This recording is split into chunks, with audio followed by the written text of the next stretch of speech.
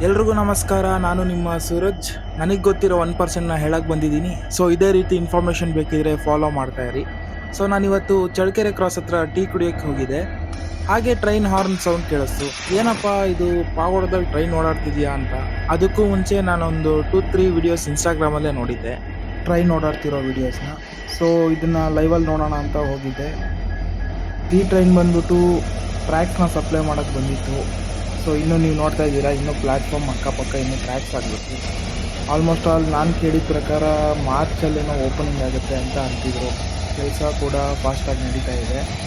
So ಇಲ್ಲಾಂದರೆ December ಎಂಡಷ್ಟೊತ್ತಿಗೆಲ್ಲ ಆಗಿರುತ್ತೆ. 10-16 ವರ್ಷದ ಕನಸು ಪಾವಗಡದ್ದು.